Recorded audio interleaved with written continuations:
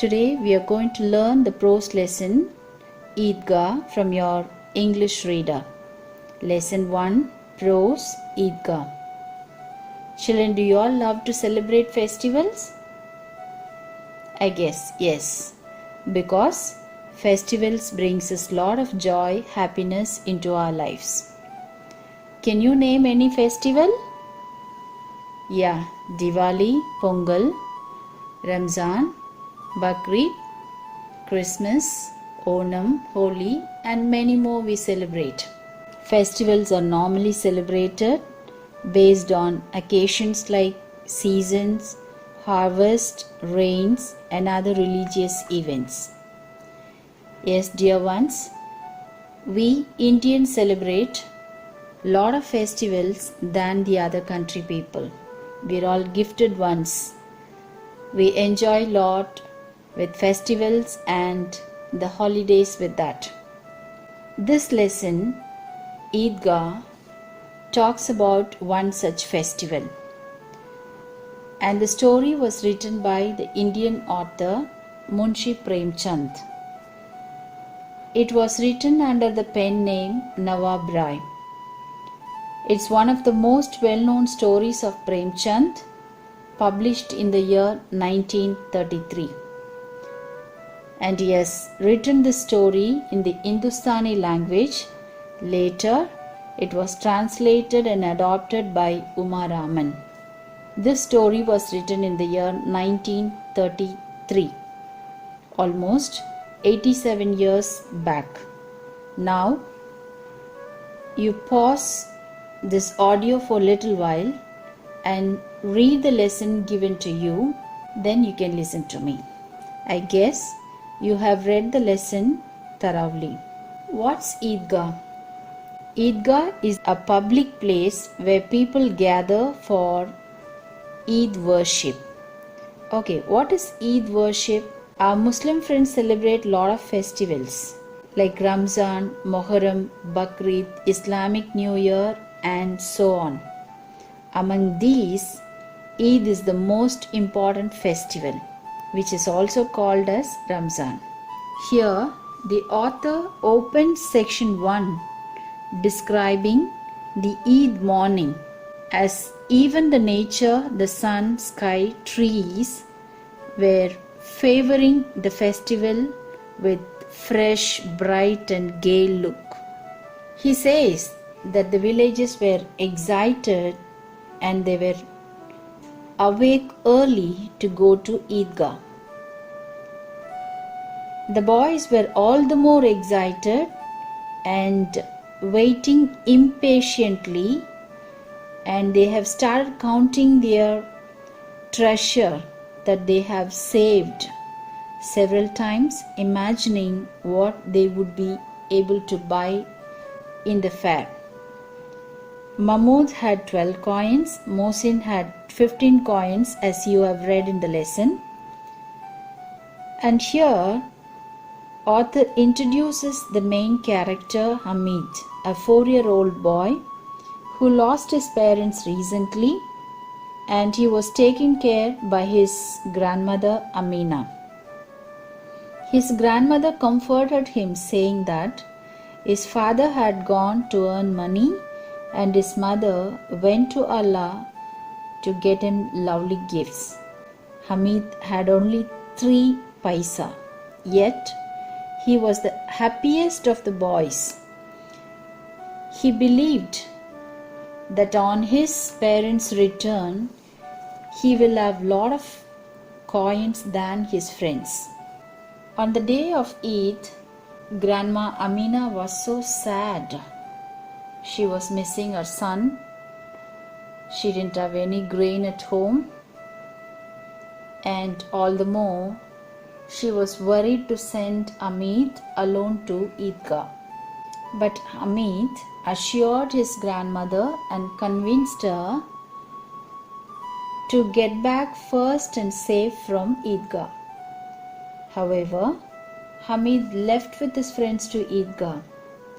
All the boys ran ahead of the elders, admiring all the big houses, fruit trees, and the garden, on both sides of the road.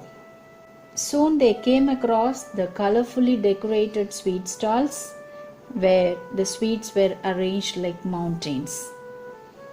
With this, section 1 comes to an end.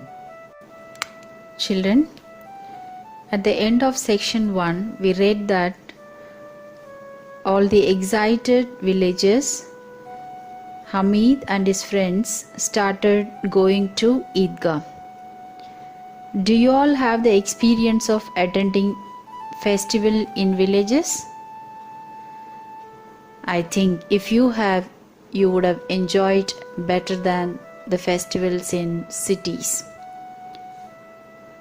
In cities or like this Chennai metro cities, we don't have 100% joy and happiness even when we celebrate festivals. But in villages, we do have a lot of fun because festivals are celebrated for 2 to 3 days or for 1 week. At the final day, usually in villages, near the temple or the church or mosque, there would be a lot of stalls, toy store, sweet stall and many more, as well as there would be a lot of rides for children, merry-go-round, roller coaster and so many that we have here in theme parks. So the villagers used to enjoy a lot, and people from different villages gather for the festival in one place to celebrate. So they make the festival as a meeting place or as a gathering place. Yes, dear ones, now in this section 2, we are going to see these boys came across the crowded roads, people moving to Eidgah in their tangas, ekas and motor cars, all bubbling with joy. Everything in the fair seemed so wonderful for these village children. At last, the children came across the Eidgah. All the newcomers lined up behind the rows, and after the prayers got over, men hugged each other with affection. Then children moved towards sweets and toy shops. Hameed's friends climbed on the horses and camels of the merry-go-round, paying 1 paisa for 25 rounds.